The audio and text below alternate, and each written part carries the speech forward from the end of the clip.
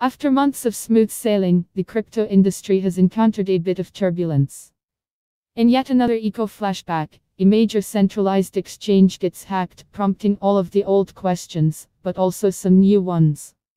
DeFi has eclipsed $10 BTL but has quietened down a bit. Source: DappRadar.com.While the DeFi space has been taking a breather, and it's picked up the slack in terms of hype, sporting exorbitant price tags, and eliciting visions of a wild tokenized world. It is not always easy navigating decentralized waters, but at least it is never boring. A breach in the hullKuCoin became the week's headliner. Unfortunately, the news wasn't too good. The $150M hack of the centralized exchange has been one of the largest executed attacks in this year. The trading platform is one of the better-known names in the industry, and the staggering sum lost is eye-opening.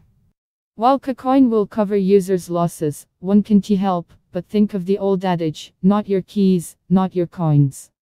Yet, the impact of the hack goes beyond the immediate financial hurt. On one hand, it reaffirms the need for decentralized applications and highlights one of the key advantages of DEX.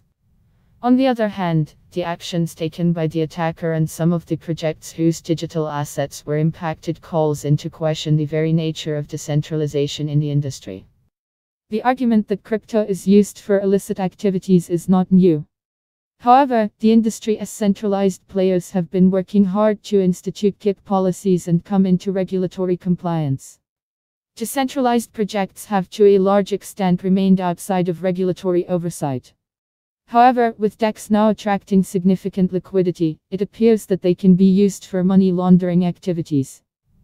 In the case of the KuCoin hack, over $17M in crypto assets have been passed through DEX.Source, elliptic.coAs was highlighted in DappRadar's Q flash report. Exchanges were the main drivers of growth of daily unique active wallets on Ethereum. If illicit activity on DEX becomes a growing trend, regulators may be forced to react and stymie the sector. Source: DappRadar.comSome affected projects enacted countermeasures, freezing assets or forking their contracts to negate the losses. For projects like Tether, this was a controversial measure, but in line with their centralized status. Still, as was highlighted in DappRadar's The State of Stablecoins in DeFi report, centralized coins currently occupy the dominant position in the industry.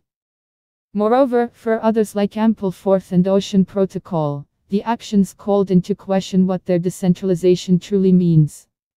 While decentralization is promoted as one of the core values in the space, in reality capital flow may be controlled by only a few entities. Entities.The while DeFi has been dealing with its mini-identity crisis and a lack of a new big food item on its ever-growing Dapp menu, NFT-based projects have been stealing the show. Source: NonFungible.com. Over the past month the space saw over 53k trades and over $M in volume.